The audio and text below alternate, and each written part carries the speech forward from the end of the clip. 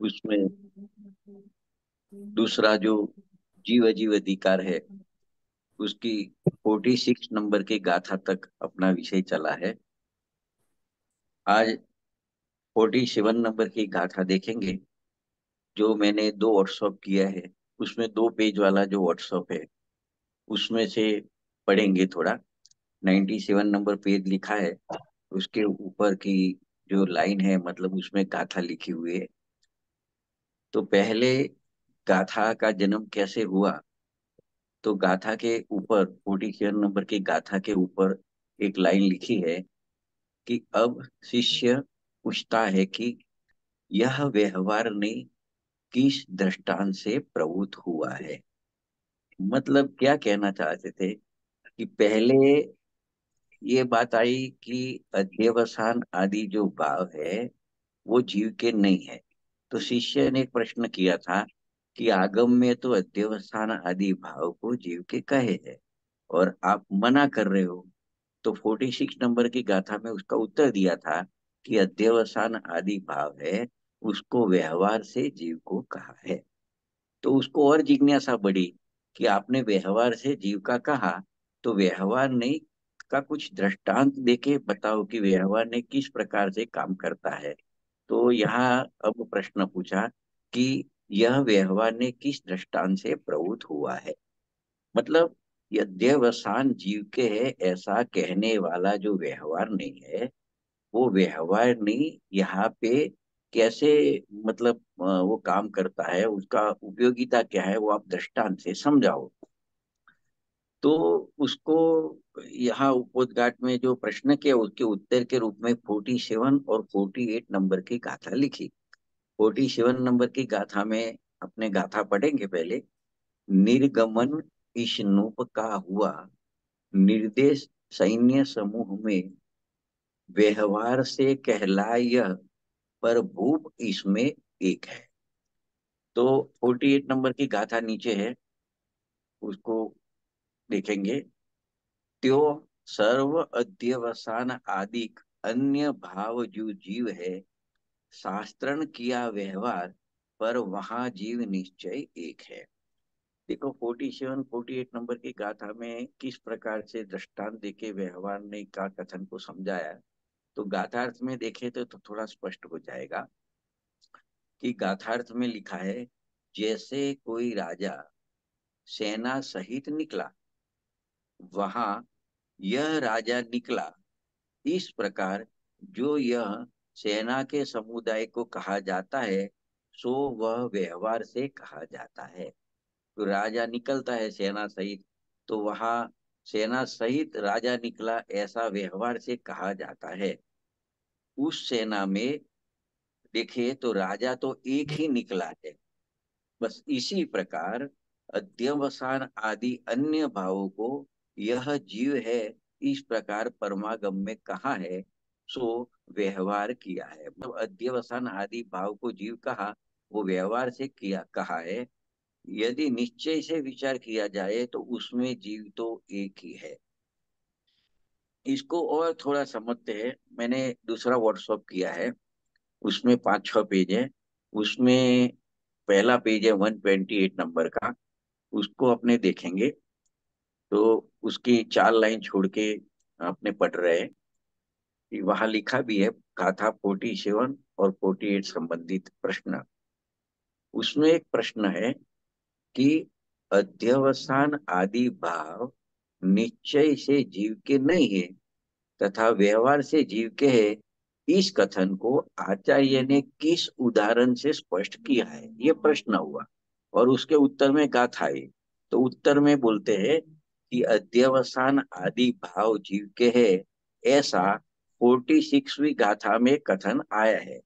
उसे सुनकर जो शिष्य जिज्ञासु है, उसको पुनः जिज्ञासा होती है कि कौन से व्यवहार का ऐसा कथन है। तो आचार्य ने उदाहरण देते हुए कहा। तो वो गाथा बनी उसकी 47 और 48। यहाँ पे लिखा है, सेना सहित नरपति निकले, नु चला जो जन कहे, यह कथन है व्यवहार का, पर नुपति उनमें एक है। बस उस तरह ही सूत्र में व्यवहार से इन सभी को जीव कहते, किंतु उनमें जीव तो बस एक ही है। ये जो बात है कुनकुन आचार्य देव ने कही दृष्टांत से, उसको आचार्य देव ने भी अपनी आगवी शैली में कहा है, उसको बात बताई है। उन्होंने टीका में ये लिखा कि जिस प्रकार यह राजा 5 योजन के विस्तार में निकल रहा, वह कहना व्यवहारी जनों का सेना समुदाय में राजा कह देने का व्यवहार है। क्योंकि एक राजा का 5 योजन में फैलना अशक्य है, अतः परमार्थ से राजा तो एक ही है, सेना राजा नहीं है। इस प्रकार ये दृष्टांत हुआ, इस प्रकार जीव में घटाते हैं। इस प्रकार जीव रागमय में व्याप्त होकर प्रवृत्त हो रहा है, मतलब जीव रागादि रूप परिणमित हो रहा है। यह कहना व्यवहारी जनों का अध्यवसान आदि भावों में जीव कहने का व्यवहार है, मतलब अध्यसन आदि जो जो भाव बनते हैं उसको जीव कहना वो व्यवहार है। क्योंकि एक जीव का समग्र राग ग्राम में व्याप्त होना अशक्य है, अतः परमार्थ से जीव तो एक ही है, अध्यवसान आदि जीव नहीं है, अध्यवसान आदि भाव जीव नहीं है। और इसके नीचे का पैराग्राफ है, उसमें एक बहुत महत्वपूर्ण बात करके न्याय बिल्कुल बताया है। उसमें लगभग 7वीं लाइन देखेंगे तो उसमें 129 पेज पे, तो इसमें ऐसा लिखा है कि यहाँ दृष्टांत देकर समझाना चाहा है कि, दृष्टांत देके क्या समझाना चाहते हैं कि मूल राजा को राजा कहना और सेना सहित राजा को राजा कहना, उसमें सत्यार्थता और असत्यार्थता के वजन का जितना अंतर है, उतना ही अंतर गायक भाव को जीव कहना और अध्यवसान आदि भावों सहित को जीव कहना, इतना अंतर उसमें है। इस प्रकार दृष्टांत पूर्वक व्यवहारने की प्रवृत्ति को आचार्य ने स्पष्ट किया। बहुत सिंपल है। जब सेना सहित राजा निकला तो राजा निकला ऐसा कहने में आता है, लेकिन पूरी सेना राजा नहीं है। वो सेना निकली है वो तो कोई अमुक विस्तार आधा किलोमीटर की है, तो उतना तो राजा फैला हुआ नहीं है, उसमें राजा तो एक ही है। इसी प्रकार ये अध्यवसान आदि भाव तो अनेक प्रकार के हैं, उसको जीव कहना, वो भाव सहित जीव कहना, तो वो व्यवहार से कहा जाता है। क्योंकि भाव तो अनेक प्रकार के हैं और जीव तो एक ही प्रकार का है। इस प्रकार से ये दृष्टांत जैसे है ऐसे सिद्धांत में घटाया। तो ऐसे 47 48 नंबर की गाथा तो बहुत टूकी है, उसमें एक दृष्टांत से सिद्धांत को समझाया है, उसमें ज्यादा कुछ नहीं है। लेकिन जो 49 नंबर की गाथा है वो बहुत महत्वपूर्ण गाथा है, क्योंकि इसमें ऐसी ऐसी बातें बताई है, वो थोड़े आगे पढ़ेंगे। पहले अपने पहला वाला फोल्डर है उसमें जाएंगे, उसमें से गाथा का उपोद्घात और गाथा की भूमिका देखेंगे। इसमें 98 नंबर का मूल ग्रंथ में पेज है, मैंने व्हाट्सअप भी किया है। वहां पे इतनी 48 तक की बात हो गई। बाद में शिष्य ने और एक प्रश्न किया है जो गाथा के ऊपर लिखा हुआ है, कि अब शिष्य पूछता है कि यह अध्यवसान आदि भाव जीव नहीं है, और जीव कहा वो व्यवहार से कहा, वो बात तो मेरे समझ में आ गई है। लेकिन मेरा प्रश्न ये है अभी कि जो एक टंकोत्कीन परमार्थ रूप जीव है वो कैसा है, उसका लक्षण क्या है। आपने जो अध्यवसान आदि अनेक भाव रूप को जीव वो है नहीं, फिर भी उसको जीव कहना तो व्यवहार है, तो वो बात तो समझ में आ गई। लेकिन परमार्थ जीव कैसा है, जीव का असली स्वरूप क्या है, उसको पहचानने की कोई हिंट लक्षण, कोई उसकी परिभाषा आप बता सकते हो, ऐसा प्रश्न पूछा। तो उसके उत्तर रूप में कुनकुन आचार्य देव ने 2 लाइन में गाथा लिखी। गाथा में पढ़ता हूँ, इसमें उसके लक्षण बोलो, उसके इतने बोल बोलो कि उसमें जीव का परमार्थ स्वरूप बताया है। तो यहाँ मैं गाथा पढ़ता हूँ। जीव चेतना गुण शब्द रस रूप गंध व्यक्ति विहीन है, निर्दिष्ट नहीं संस्थान उसका, ग्रहण नहीं है लिंग से। तो देखो इसमें इसमें 8 बोल टोटल लिया है। एक तो पहले जीव चेतना गुण कहा, मतलब चेतना गुण वाला जीव है वही परमार्थ से जीव है। रागादि वाला जीव नहीं है, ऐसा मतलब चेतना गुण वाला जीव है। एक तो ये बोल हो गया। फिर लिखा शब्द रस रूप गंध रहित, मतलब चार बोल और लिए, शब्द रहित, रस रहित, रूप रहित, गंध रहित जीव है।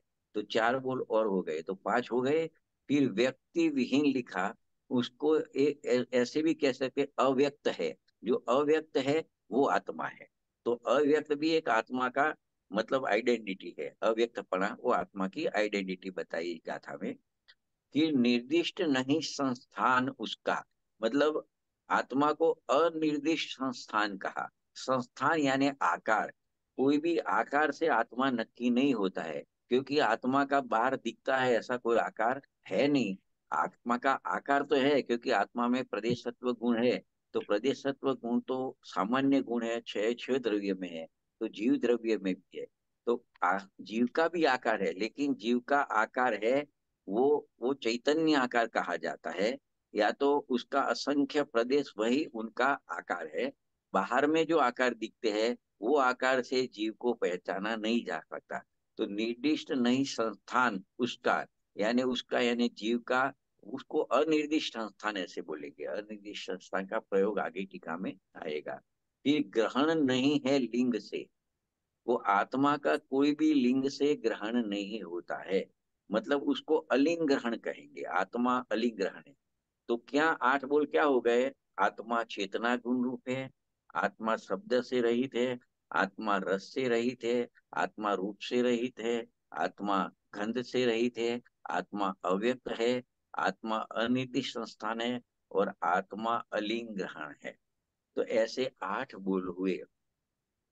तो देखो, आठ बोल में अपने देखे तो पहले एक अस्थि परक है, चेतना गुण वाला अस्थि परक उसका लक्षण है, या तो उसका बोल है। बाकी के सात बोल है, वो सात बोल नास्ति परक है। मतलब शब्द नहीं, रस नहीं, रूप नहीं, गंध नहीं, व्यक्ति विहीन मतलब अव्यक्त है, अनिर्दिष्ट संस्थान है, अलिंग ग्रहण है, यानी नहीं नहीं नहीं। ऐसा सात बोल नास्ति परक का है, एक बोल अस्थि परक है। तो आठ बोल से आत्मा का परमार्थ स्वरूप है, जीव का जो परमार्थ स्वरूप है, ऐसा भी कह सकते कि तो दृष्टि का विषय रूप आत्मा है, कि जिसकी दृष्टि करने से, जिसमें हम पढ़ना करने से सम्यक दर्शन की प्राप्ति होती है, वो आत्मा कैसा है? तो यहाँ आठ बोल से समझाया है। तो गाथार्थ में इस प्रकार कहा, हे भव्य, तू जीव को रस रहित, रूप रहित, गंध रहित, अव्यक्त, अव्यक्त का अर्थ भी लिखा, इंद्रिय से गोचर नहीं होता, इंद्रिय से जानने में नहीं आता, ऐसा अव्यक्त का अर्थ किया। फिर चेतना जिसका गुण है ऐसा। फिर शब्द रहित, फिर अलिंग ग्रहण, यानी किसी चिन्ह से ग्रहण न होने वाला, उसको कहा अलिंग ग्रहण। फिर अनिर्दिष्ट संस्थान कहा, मतलब संस्थान यानी आकार, निर्दिष्ट यानी दिखाना। એટલે नहीं, जिसका आकार नहीं कहा जाता, कोई आकार से उसको दिखा नहीं जाता, ऐसा आत्मा है। तो इस प्रकार से देखे तो आठ बोल से जीव का परमार्थ स्वरूप दिखाया। इसमें एक बोल तो है, ये गाथा की बात चल रही है अभी, एक बोल तो है अस्थि परक जो चेतना गुण वाला, बाकी के सात बोल है वो नास्ति परक है। अभी देखो, अमृत चंद्र आचार्य देव ने टीका लिखी, उसमें एक बोल और ऐड किया है। क्योंकि जो पांच इंद्रिय के विषय है, स्पर्श रस गंध वर्ण शब्द, तो उनको सहदेव ने स्पर्श नहीं लिया है, रस रूप गंध और शब्द लिया है, स्पर्श नहीं लिया है। तो अमृत चंद्र आचार्य देव ने स्पर्श को ऐड किया है टीका में। बाकी के आठ है वो के वही रखे, और नास्तिक परक में एक स्पर्श लिख दिया है उसमें, स्पर्श नहीं है ऐसा। तो अभी टीका के हिसाब से देखने जाएंगे तो अस्थि परक एक रहेगा चेतना गुण वाला, नास्ति परक जो सात थे वो आठ हो जाएंगे, उसमें अस्पर्श को ऐड किया। तो इस प्रकार से आठ बोल नास्ति पूर्वक हो गए, तो टोटल नौ बोल हो गए। अभी देखो टीका में और क्या विशेषता है, एक तो ये अस्पर्श वाला ऐड किया। फिर ये आठ बोल में से सबके कुछ न कुछ विशेषण बताए। तो जो पांच इंद्रिय वाली बात है, वो पांच इंद्रिय वाली बात है, उसको छह छह विशेषण यहाँ पे बताए, और जो अव्यक्त क्या बोले उसके भी 6 विशेषण बताए। तो 6 बोल के 6 6 विशेषण, तो 36 हो गए विशेषण। और अनिर्दिष्ट संस्थान के 4 विशेषण बताए, आकार वाले 4 बताए। और फिर अलिंग ग्रहण और चेतना गुण का एक एक बताया। तो 42 विशेषण बताए हैं। तो 8 में से 9 बोल किया, 9 बोल में सबके अलग अलग विशेषण बताए। और इस प्रकार से 42 बोल से आत्मा का परमार्थ स्वरूप इस गाथा में दिखा है। तो उसको अपने थोड़ी डिस्कस करेंगे कि 9 बोल में सबके कितने कितने विशेषण बताए, कि जिससे जीव की, असली जीव की स्वरूप की पहचान होती है, उसको थोड़ा डिस्कस करेंगे। तो अपने पास जो दूसरा फोल्डर है, 4 5 पेज वाला, उसके अंदर अपने 129 नंबर के पेज पे जाएंगे। 129 नंबर के पेज, लगभग दूसरा नंबर का पेज है उसमें। तो उसके बीच में देखेंगे तो गाथा 49 से संबंधित प्रश्न ऐसा लिखा हुआ है बड़े डार्क लाइन में। तो यहाँ से थोड़ा शुरू करेंगे अपने। बहुत देखो, ये जो 9 बोल के 42 विशेषण समझाते हैं, उसके पहले इस गाथा की महिमा करते हैं।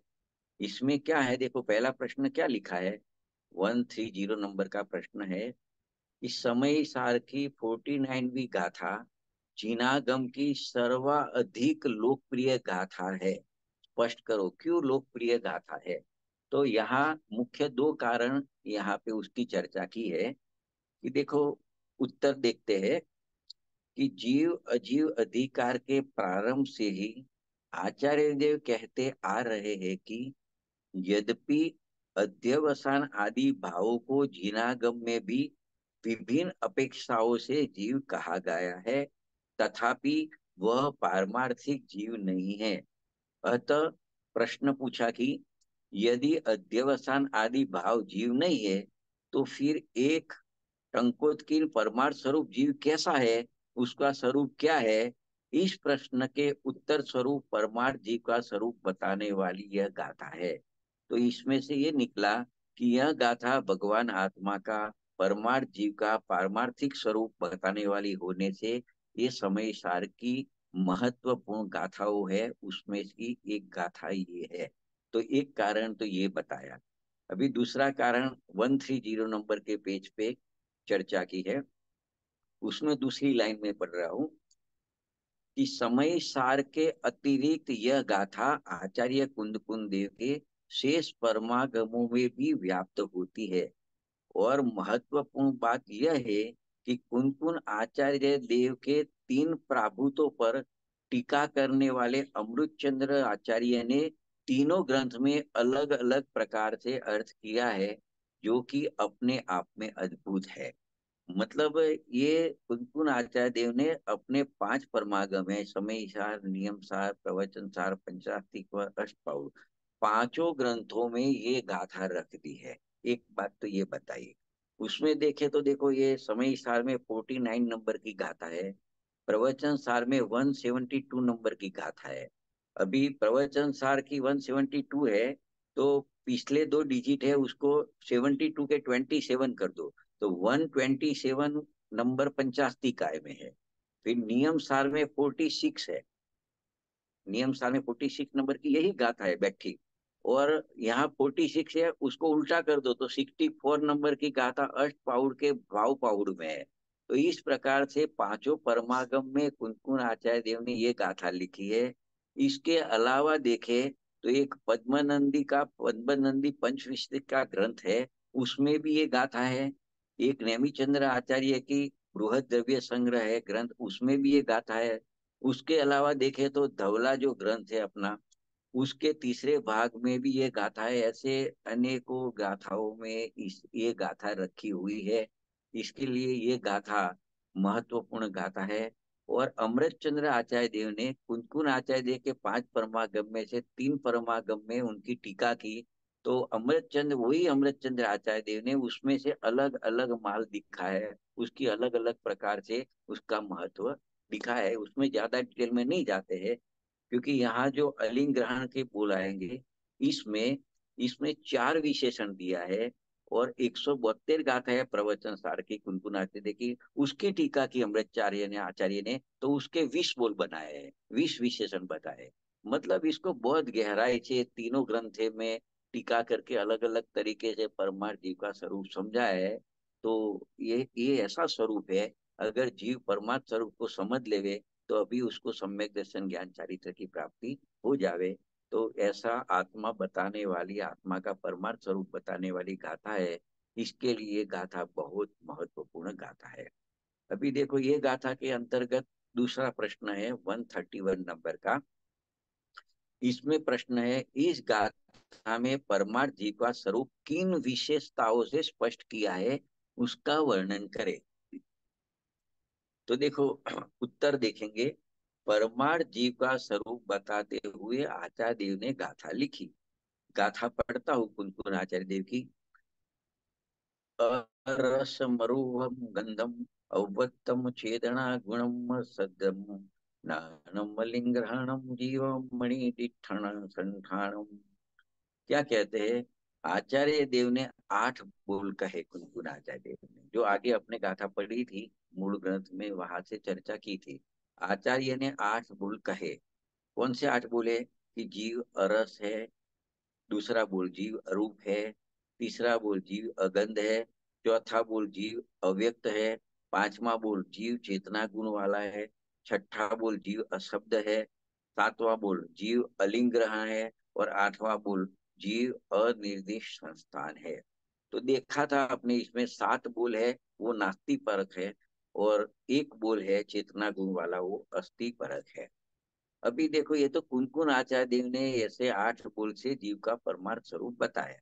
अमृत चंद्र आचार्य देव देखे तो उन्होंने एक बोल इसमें ऐड किया, कि जीव, यहाँ लिखा है कि मूल गाथा के 8 बोलों में आचार्य अमृत चंद्र देव ने एक बोल जीव अस्पर्श से को जोड़ते हुए 8 नास्ति परक तथा एक अस्थि परक, इस प्रकार से 9 बोलों पर टीका की, और टीका करते हुए कुल 42 बोल लिखे, और परमार्थ जीव का स्वरूप स्पष्ट किया। 42 प्रकार से परमार्थ जीव का स्वरूप बताया है। तो ये अलग अलग प्रकार से जीव का स्वरूप जानने से अपने को जीव का जो असली स्वरूप है उसका श्रद्धान होता है ज्ञान के साथ में। इसके लिए उसको इस प्रकार से विस्तार करके जीव का परमार्थ स्वरूप बताया है। अभी देखो एक 132 नंबर का प्रश्न आया, कि अरस आदि 5 विशेषणों, पहले जो 9 बोल है उसमें से 5 विशेषण लेते हैं, कि अरस आदि। अरस आदि यानी जीव अरस है, जीव अरूप है, जीव अस्पर्श है, जीव अगंध है, जीव अशब्द रूप है। ये 5 विशेषणों को सिद्ध करने के लिए आचार्य अमृत चंद्र देव ने क्या हेतु दिए हैं, मतलब आत्मा अरस है वो किस प्रकार से सिद्ध हो सकता है, आत्मा अरूप है वो किस प्रकार से सिद्ध हो सकता है।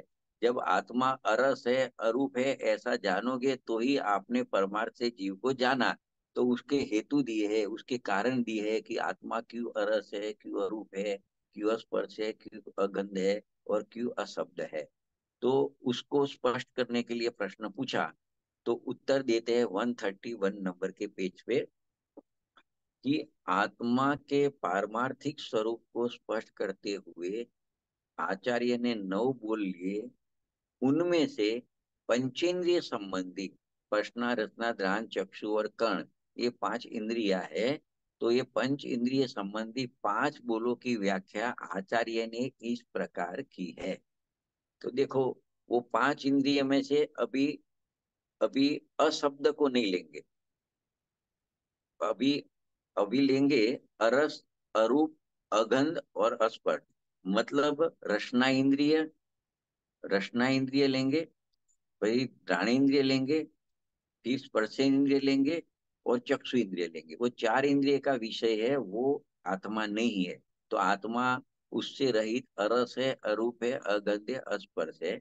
तो उसको 6 प्रकार से उसकी व्याख्या करते हैं, कि आत्मा क्यों अरस है, क्यों अरूप है, क्यों अगंध है, क्यों स्पर्श है। तो ये 6 बोल साथ में ले लिए हैं, इंडिविजुअल भी हो सकते हैं। तो देखो क्या कहते हैं, नंबर 1, पहली व्याख्या या पहला लक्षण कहते हैं, कि पुद्गल द्रव्य से भिन्न होने के कारण। तो देखो ये जीव है, परमाणु जीव, वो खाली मात्र पुद्गल द्रव्य से भिन्न नहीं है, बाकी छह छह द्रव्य से भिन्न है। बात तो जो विजाति है, उद्गल धर्म अधर्म आकाश का, उससे भी भिन्न है, और सजातीय अपने अलावा दूसरे जीव है उससे भी भिन्न है। लेकिन यहाँ पुद्गल द्रव्य से भेद ज्ञान कराया है। तो यहाँ पे लिया पुद्गल द्रव्य से भिन्न होने के कारण जीव में रस गुण नहीं है। रस गुण पुद्गल द्रव्य में होता है, स्पर्श गुण पुद्गल द्रव्य में होता है, गंध गुण पुद्गल द्रव्य में होता है, स्पर्श गुण पुद्गल द्रव्य में होता है। तो जीव है वो पुद्गल द्रव्य से भिन्न होने के कारण जीव में रस गुण नहीं है, रूप गुण नहीं है, गंध गुण नहीं है, स्पर्श गुण नहीं है। अतः जीव कैसा हुआ? जीव अरस है, जीव अरूप है, जीव अगंध है, जीव अस्पर्श है। तो पहले बोल में पुद्गल द्रव्य से भिन्न बता के जीव का परमार्थ स्वरूप बताया कि वो कैसे अरस है, अरूप है, अगंध है और स्पर्श है। दूसरे बोल में क्या बताते हैं? दूसरी परिभाषा परमार्थ जीव की क्या करते हैं इस चार बोल के हिसाब से? कि पुद्गल द्रव्य के गुणों से भिन्न होने के कारण। पहले द्रव्य से भिन्न बताया जीव का परमार्थ स्वरूप, अभी पुद्गल द्रव्य के गुणों से भिन्न बताया कि पुद्गल द्रव्य के गुणों से भिन्न होने का कारण जीव स्वयं भी रस गुण नहीं है, रूप गुण नहीं है, गंध गुण नहीं है, स्पर्श गुण नहीं है। अतः जीव अरस है, अरूप है, अगंध है, अस्पर्श है। तीसरा बोल, तीसरे बोल में पहले पुद्गल द्रव्य से भिन्न बताया, फिर पुद्गल द्रव्य के गुणों से भिन्न बताया। तीसरे बोल में क्या बताया? परमार्थ से जीव पुद्गल द्रव्य का स्वामी भी नहीं है, इसीलिए वह, ये जो इंद्रिय है जिसका स्वामी पुद्गल द्रव्य है, और जीव पुद्गल द्रव्य का स्वामी नहीं है, तो इसके लिए वो द्रव्य इंद्रिय के माध्यम से रस को नहीं चखता, रूप को नहीं देखता। मतलब वो जिह्वा के माध्यम से रस को नहीं चखता, वो मतलब चक्षु के माध्यम से रूप को नहीं देखता, घ्राणेन्द्रिय के माध्यम से नहीं सूंघता, स्पर्शेंद्रिय के माध्यम से नहीं स्पर्शता, क्योंकि वो इंद्रिया का स्वामी आत्मा नहीं है। क्योंकि इंद्रियों को, द्रव्य इंद्रियों का स्वामी पुद्गल द्रव्य है, और पुद्गल द्रव्य का स्वामी जीव नहीं है। इसके लिए वो वो रस को नहीं चखता, रूप को नहीं देखता, गंध को नहीं सूंघता, स्पर्श को नहीं स्पर्शता। अतः जीव अरस है, अरूप है, अगंध है, अस्पर्श है। इस प्रकार से तीन बोल हुए। चौथा बोल, ऐसे 42 बोल की मतलब चर्चा की है ऐसे करके। तो देखो चौथे बोल में लिया, स्वभाव दृष्टि से जीव क्षायोक्षमिक भाव रूप नहीं है। जो क्षायोक्षमिक भाव है वो अपूर्णता है, समझो ज्ञान है, अभी ज्ञान अपूर्ण है तो क्षायोक्षमिक ज्ञान कहलाएगा। तो स्वभाव से देखा जाए तो स्वभाव से तो केवल ज्ञान स्वरूप है, उसका स्वभाव तो पूरा है, कोई भी द्रव्य का स्वभाव तो परिपूर्ण होता है। तो यहाँ कहते हैं कि स्वभाव की दृष्टि से जीव को देखा जावे तो क्षायोक्षमिक भाव रूप नहीं है, इसीलिए वह भावेंद्रिय के माध्यम से भी रस को नहीं चखता। इसके आगे के बोल में लिया था द्रव्य इंद्रिय के माध्यम से रस को नहीं चखता। द्रव्य इंद्रिय यानी शरीर, जो पुद्गल शरीर परिणाम के प्राप्त पांच द्रव्य इंद्रिय है वो, और यहाँ भावेंद्रिय लिया।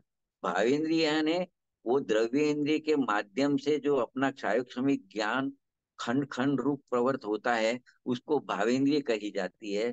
तो भावेंद्रिय जीव का स्वभाव नहीं है, जीव तो अतीन्द्रिय स्वभाव वाला है। तो यहाँ क्या कहते हैं कि स्वभाव की दृष्टि से जीव क्षायोक्षमिक भाव रूपी नहीं है, इसलिए वह भावेंद्रिय के माध्यम से भी रस को नहीं चखता, रूप को नहीं देखता, गंध को नहीं सूंघता, स्पर्श को नहीं स्पर्शता। अतः जीव अरस, अरूप, अगंध और अस्पर्श है।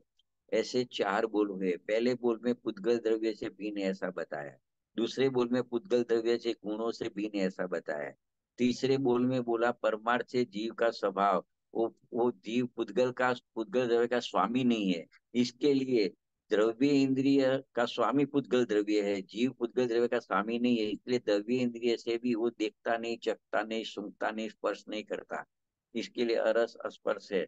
और चौथे बोल में वहां भावेंद्रिय को लिया, मतलब क्षायोक्षमिक जो ज्ञान है वो भावेंद्रिय रूप है। तो वो भावेंद्रिय से भी रस को नहीं चखता, रूप को नहीं देखता, गंध को नहीं सूंघता, स्पर्श को नहीं स्पर्शता, अतः जीव अरस अरूप अगंध और स्पर्श है। अभी देखो पांचवी परिभाषा क्या बताई है, ये छह में थोड़ी मेहनत है। पांचवी परिभाषा बताई कि समस्त विषयों के विशेषों में साधारण ऐसे एक ही संवेदना।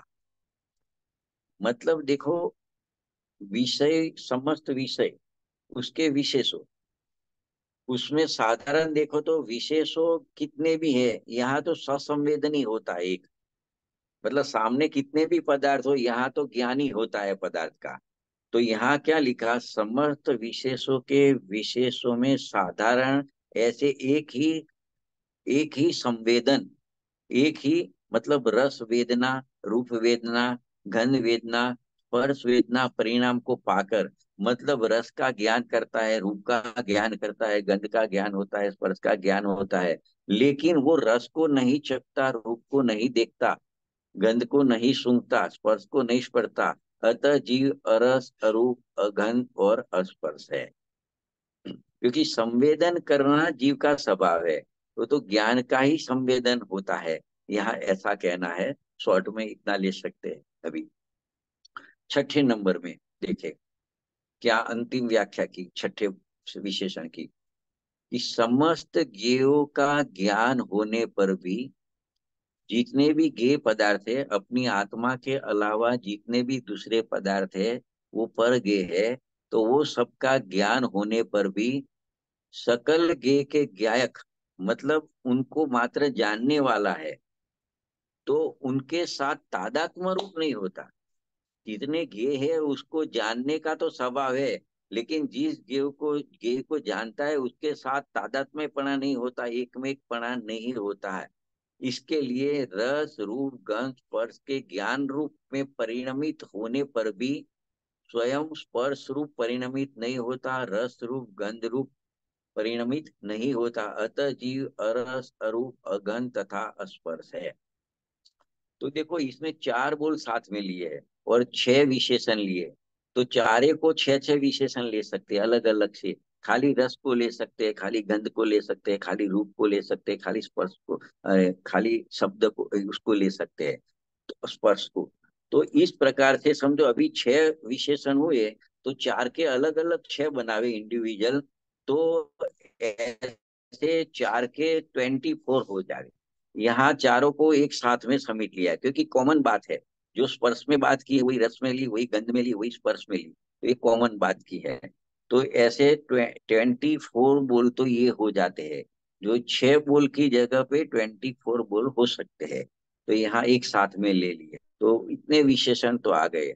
अभी एक बाकी रहा, पांच इंद्रिय के विषय में से एक शब्द, शब्द की बात बाकी रही। शब्द को इसके साथ में ऐड कर सकते हैं, लेकिन यहाँ पे शब्द है जो, वो पुद्गल द्रव्य की पर्याय है, और वहां जो स्पर्श रस गंध वर्ण है वो पुद्गल द्रव्य के गुण है, तो गुण को अलग रखा। तो यहाँ पे ये शब्द को पुद्गल द्रव्य की पर्याय है, इसके लिए थोड़ा अलग रखा। तो पहले जो दो बोल है वो दो बोल में खाली थोड़ा फर्क आएगा, बाकी के चार बोल सरखे हो जाएंगे, तो इसके भी छह हो जाएंगे। तो वहां 24 हुए और ये छह हो जाएंगे, तो 30 बोल, 30 विशेषण हो जाएंगे। तो इसमें शब्द में क्या फर्क है, 132 नंबर के पेज पे लिया है कि अशब्द है आत्मा, ऐसा बताया है। तो अशब्द क्यों है, कि नंबर वन, उद्गल द्रव्य से भिन्न होने के कारण जीव में शब्द पर्याय नहीं है। शब्द पर्याय यानी क्या, ये जो भाषा वर्गणा के पुद्गल परमाणु है वो शब्द रूप परिणमित होते हैं, तो पुद्गल द्रव्य की पर्याय है। तो आत्मा पुद्गल द्रव्य से भिन्न है, तो वो शब्द की पर्याय आत्मा में नहीं है, इसके लिए जीव अशब्द है, और जो अशब्द रूप जीव है वही परमार्थ है, ऐसा यहाँ कहना चाहते हैं। दूसरे बोल में बताते विशेषण में कि पुद्गल द्रव्य की पर्याय से भी भिन्न होने के कारण जीव स्वयं भी शब्द पर्याय नहीं है, अतः जीव अशब्द है। तो ये दो बोल है। बाकी के चार बोल में तो वही द्रव्य इंद्रिय वाली भावेंद्रिय वाली बात आएगी, संवेदन वाली बात आएगी, और गे गायक का तादात्म्य नहीं है ऐसी बात आएगी, तो चार कॉमन रहेंगे। दो में खाली पर्याय की बात की, तो छह बोल इसके हो गए। आगर स्पर्श रस गंध वर्ण शब्द, यहाँ मिला के 5 हो गए, 6 6 विशेषण है, तो 30 विशेषण हो गए यहाँ तक अपने 42 में से। अभी 12 विशेषण बाकी रहे। और बोल देखने जावे 9 बोल में से तो 6 बोल हुए, तो 3 बोल बाकी रहे। तो यहाँ पे आगे एक 133 नंबर में प्रश्न किया है कि अनिर्दिष्ट संस्थान अव्यक्त अलिंग ग्रहण विशेषणों की व्याख्या कीजिए। तो देखो, अनिर्दिष्ट संस्थान के 4 बोल है, अव्यक्त के 6 बोल है, तो 30 हुए थे। तो अनिर्दिष्ट संस्थान के 4 हुए तो 34 होंगे, अव्यक्त के 6 हो जाएंगे तो 40 हो जाएंगे। अलिंग ग्रहण का एक है तो 41 हो जाएंगे। और फिर जो अस्थि परक था चेतना गुण, उसका एक बोल है तो 42 हो जाएंगे। तो इसमें पहले अनिर्दिष्ट संस्थान के 4 बोल दिखाए हैं कि आत्मा अनिर्दिष्ट संस्थान है। मतलब संस्थान यानी आकार। आत्मा कोई आकार से दिखाया नहीं जाता, उसका आकार कोई कहा नहीं जाता।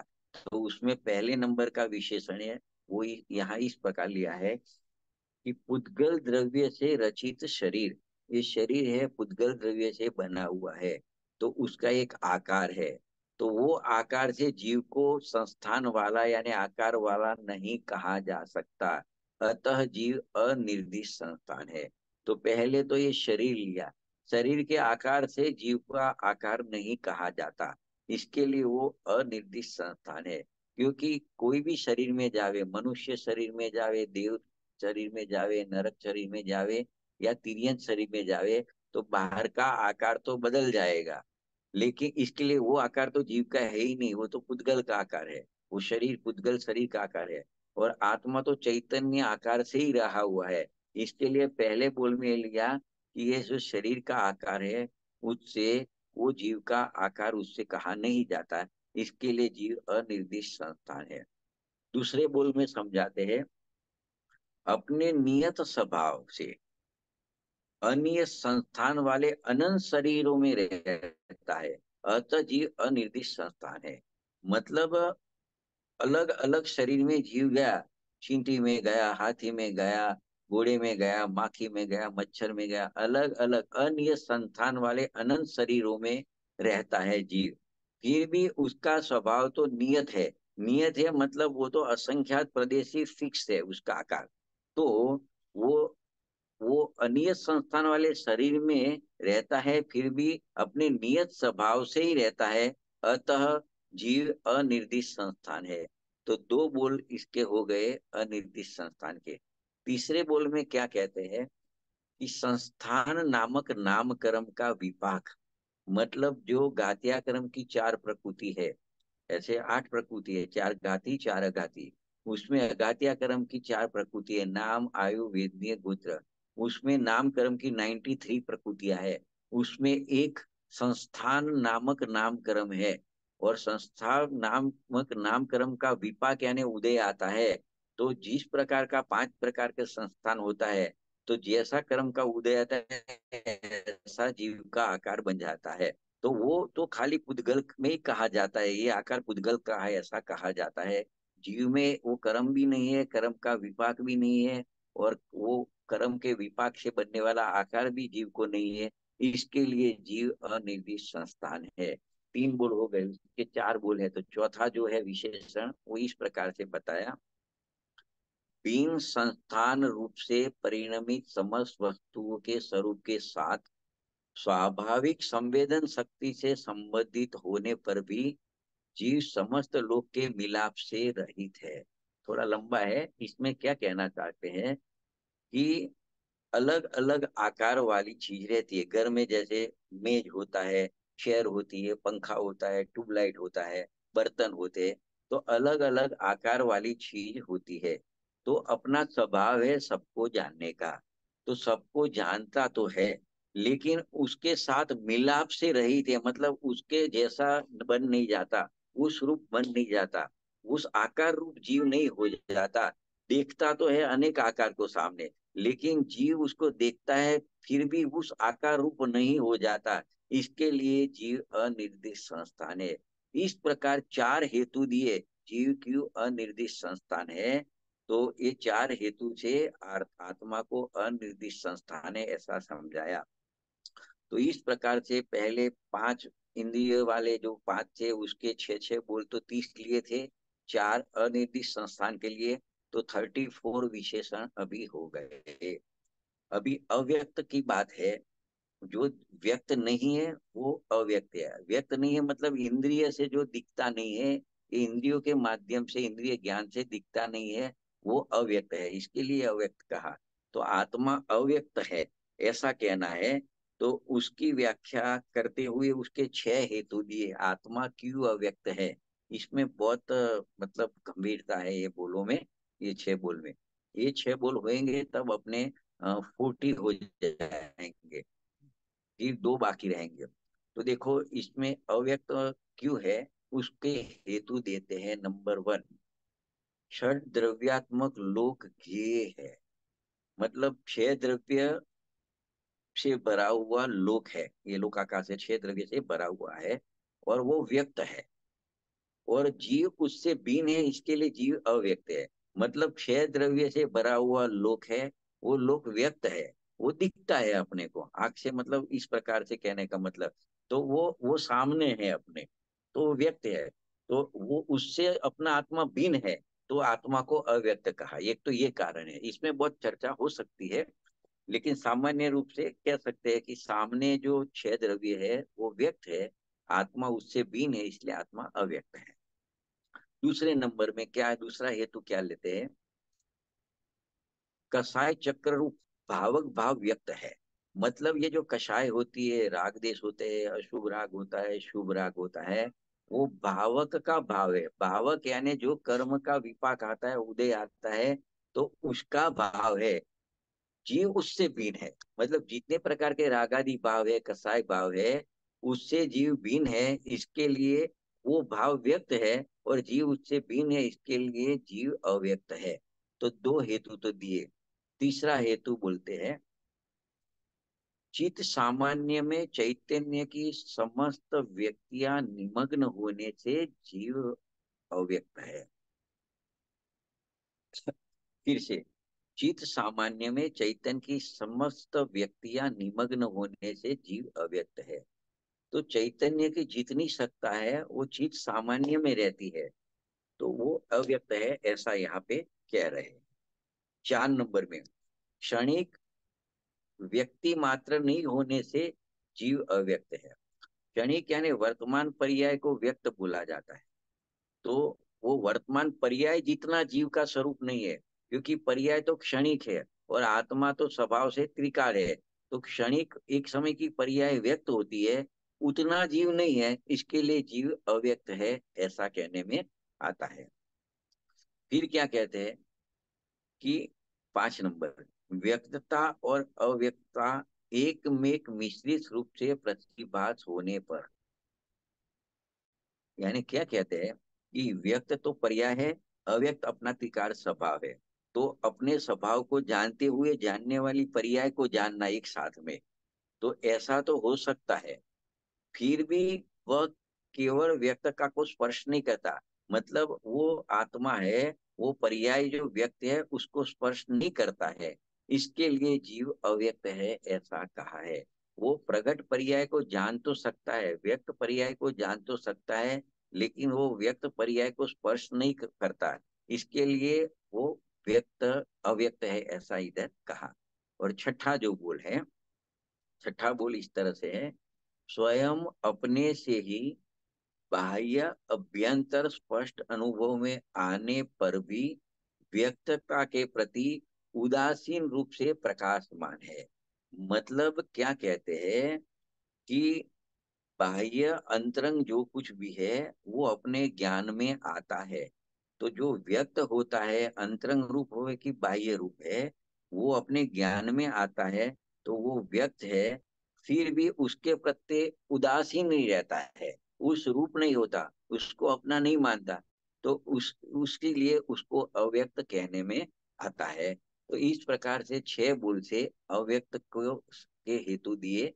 तो इस प्रकार से देखे तो आगे 30 हुए थे, फिर चार हुए 34, और ये छह हो गए, तो 40 बोल हो गए, विशेषण हो गए। अभी जो विशेषण बाकी रहे दो, उसमें एक अलिंग ग्रहण का बाकी रहा, आत्मा अलिंग ग्रहण है उसका एक विशेषण बाकी है, और आत्मा चेतना गुण है उसका एक विशेषण है। तो फिर 42 विशेषण से आत्मा का परमार्थ स्वरूप समझा रहे हैं। तो अभी अपने लेंगे अलिंग ग्रहण का एक विशेषण है, उसको यहाँ पे स्पष्ट करते हैं, हेतु देते हैं उसका कि आत्मा क्यों अलिंग ग्रहण है।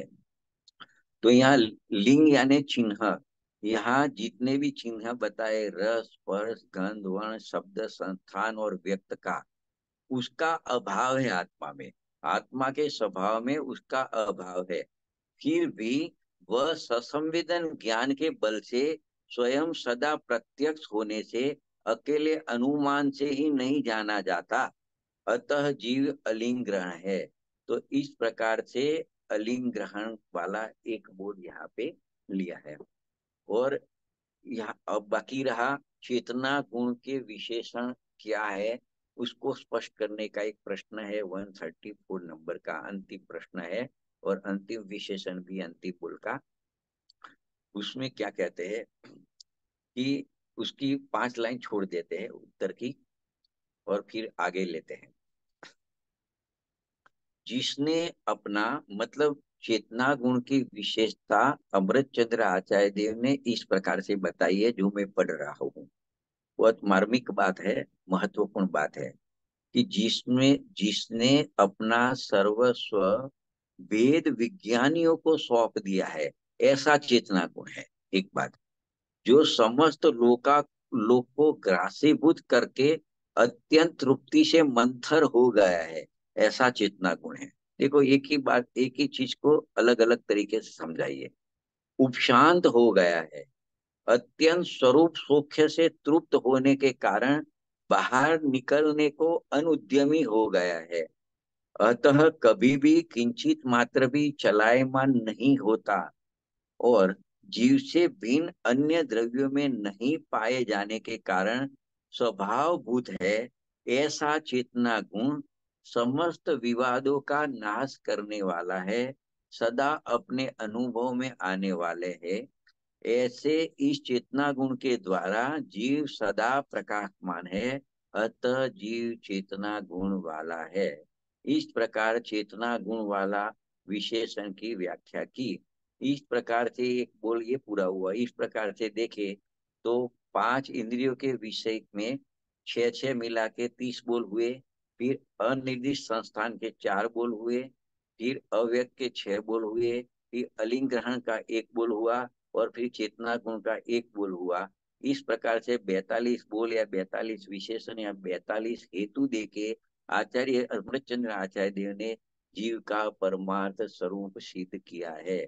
ऐसा जीव का परमार्थ स्वरूप जान के उसकी श्रद्धा करने से, ऐसी प्रतीति करने से कि मैं ऐसा ही हूँ, जब ऐसा ज्ञान और प्रतीत हो जावे, तब सम्यक दर्शन का जन्म होता है। जब तक अपने को स्पर्श वाला, रस वाला, गंध वाला मानते रहे, मेरे को स्पर्श का ज्ञान होता है, रस का ज्ञान होता है, ऐसा मानते रहे, तब तक सम्यक दर्शन होने की संभावना नहीं है। ये 42 प्रकार से जो आत्मा का परमार्थ स्वरूप बताया है, आत्मा वैसा ही है, ऐसा जानना पड़ेगा। एक एक बोल का 1 1 घंटे तक चिंतन करना पड़ेगा। इसके लिए अपने ज्यादा समझ में नहीं आवे तो पूज्य गुरुदेव श्री के प्रवचन है, 19 बार हुए हैं। उसमें से कोई भी एक बार का प्रवचन शांति से इस एक बोल के बारे में पढ़ने से बिल्कुल ज्ञान में स्पष्ट हो जाएगा, और जीव का परमार्थ स्वरूप अपने ज्ञान में, निर्णय में आ जाएगा।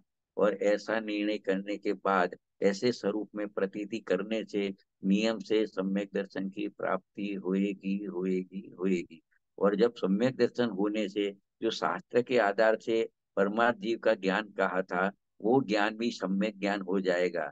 और ऐसा परमार्थ जीव का श्रद्धा ज्ञान होएगा, तो उसमें भी एकाग्रता, लीनता और स्थिरता होएगी, तो साथ में सम्यक चारित्र भी प्राप्ति हो जाएगी। तो इस प्रकार सम्यक दर्शन ज्ञान चारित्र की एकता में मोक्ष मार्ग कहा है, ऐसा मोक्ष मार्ग में अपने आरूढ़ हो जाएंगे। तो इस प्रकार से परमार्थ जीव का स्वरूप सब लोग समझे और ऐसी प्रतीति लावे, उसमें लीन हो जावे, ऐसी मंगल भावना के साथ ये आज का स्वाध्याय यहाँ पे विराम लेते हैं।